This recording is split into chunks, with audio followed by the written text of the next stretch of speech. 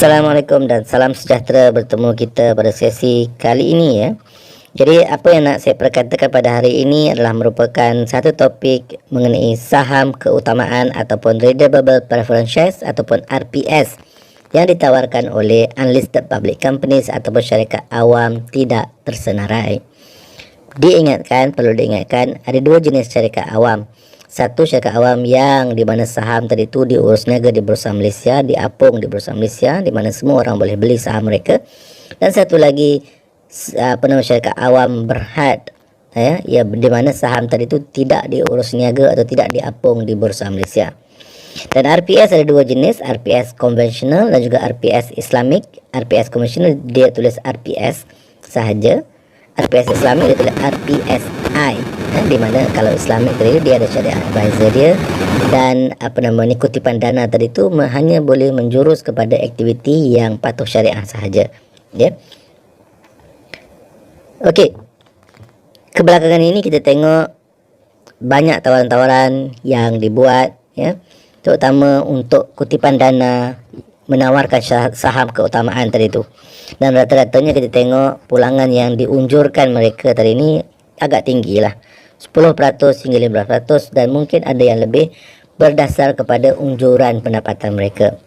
Dan kita juga sedia maklum bahawa pihak Suruhanjaya Sekuriti juga telah mewar-warkan dalam media berkenaan dengan syarikat awam tidak senarai ini. Kita tengok ini, Unlisted Public Companies need to comply with ASIS requirement.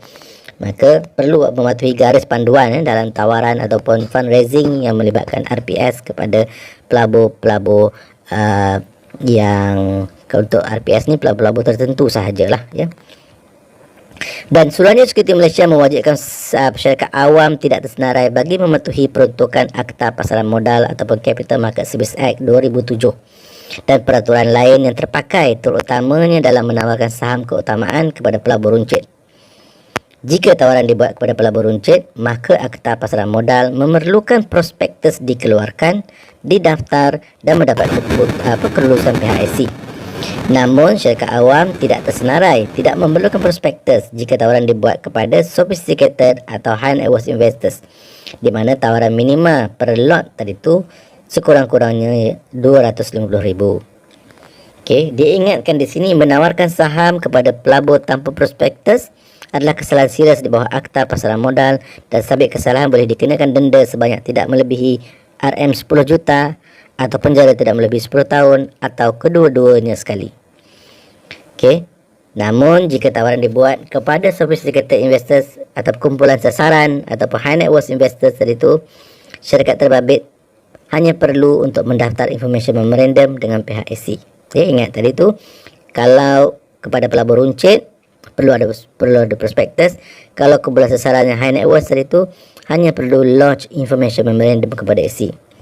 Dan diingatkan maklumat dalam information memorandum haruslah jelas, benar dan tidak mengelirukan ya. Ini untuk supaya pelabur yang high sophisticated tadi tu, yang high net worth sophisticated tadi tu boleh membuat satu keputusan berdasar kepada maklumat yang mereka ada. Tetapi terpulang kepada pelabur, jika sekiranya maklumat itu tidak jelas, mereka boleh mengambil keputusan untuk mendapatkan lebih banyak maklumat, ataupun mungkin keputusan tadi itu bergantung sama ada nak proceed atau nak proceed dengan pelaburan tersebutlah ya. Dokumen information memorandum hanya didaftarkan di SC. Ingat, didaftarkan di SC sahaja. Tidak bermakna pihak SC meluluskan tawaran tersebut. Ia didaftarkan bagi rekod. Jadi jika sekiranya ada ejen kata diluluskan, dilesenkan, ia tidak betul lah. Ia hanya didaftarkan sahaja. Tanggungjawab membuat keputusan pelaburan adalah merupakan tanggungjawab pelabur. Maka pelabur sendiri perlu membuat carian maklumat yang cukup, yang menyeluruh ya, dan membuat keputusan sendirilah ya. Due diligence, keputusan ketitian wajar apa semua. Tanpa keputusan tadi itu mesti dibuat tanpa dipengaruhi oleh mana-mana pihak lah, terutama pihak penganjur skim tadi itu. Kita jangan terpengaruh lah, kita buat keputusan sendiri ya, dapatkan maklumat sendirilah.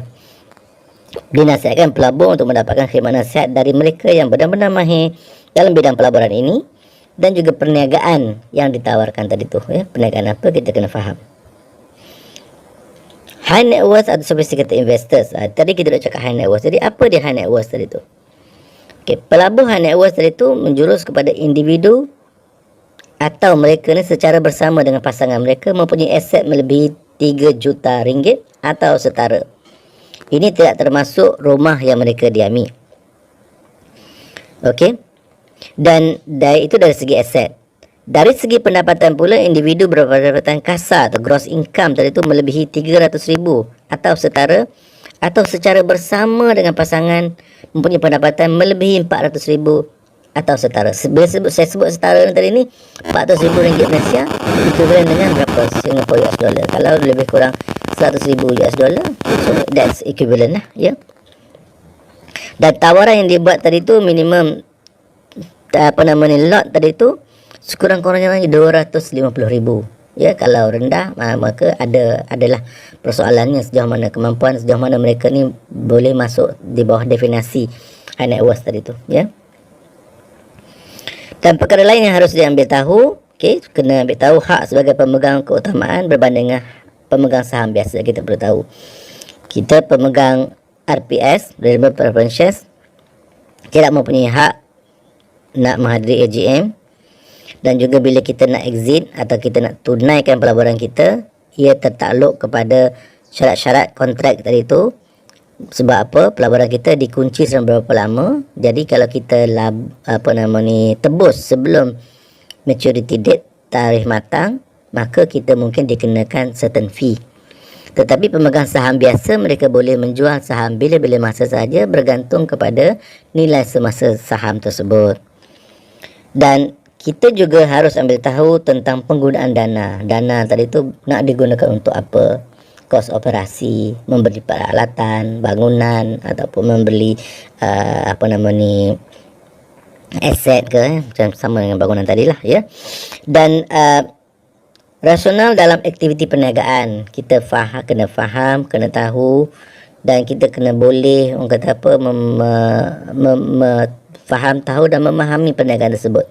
Kalau perniagaan tadi tu kita tak faham, tak tahu, maka di situlah risiko kita meletakkan wang dalam pelaburan yang kita tidak jelas. Prestasi pengumpulan dana atau fundraising yang lepas berkaitan dengan syarikat atau individu. Syarikat ni mungkin pernah membuat fundraising sebelum-sebelum ni. Prestasi dia macam mana? Adakah mereka berjaya rasionalkan unjuran yang mereka janji dengan pelabur, ya?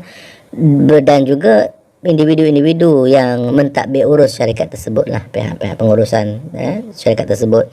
Kita mungkin boleh cek rekod-rekod mereka yang lampau, ya, sejauh mana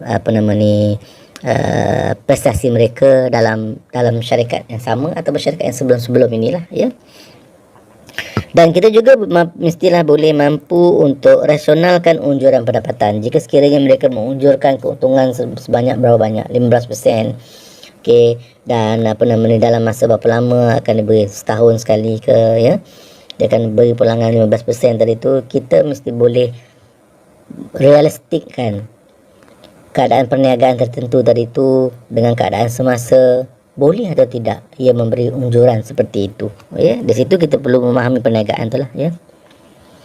Dan maklumat yang perlu adalah IM ini secara am. Satu, jumlah sasaran kutipan dana 50 juta, 100 juta, 500 juta.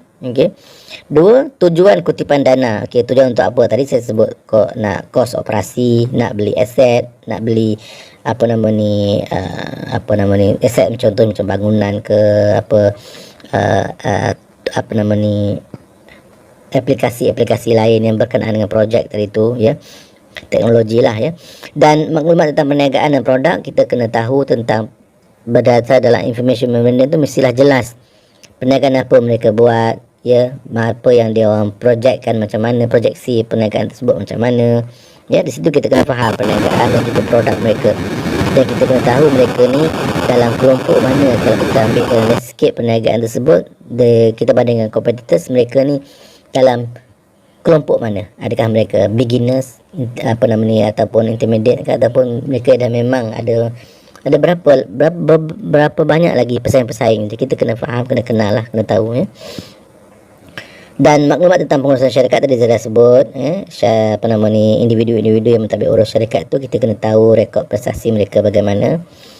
Maklumat kewangan syarikat, itu mesti ada lah semasa, ya, unjuran akan datang, ya. Dan unjuran agen keuntungan tadi itu mereka akan beritahulah ke mana, dan penjelasan mereka tadi itu sama ada kita boleh rasionalkan atau tidak, ya. Jadi itu serba sedikit perkongsian saya lah dalam redeemable preference shares atau saham keutamaan. Okey, selanjutnya tanya pihak berwajib dan dapatkan khidmat nasihat profesional sebelum anda melabur. Ingat, tinggi pulangan, tinggilah risikonya. Sehingga kita bertemu lagi. Assalamualaikum.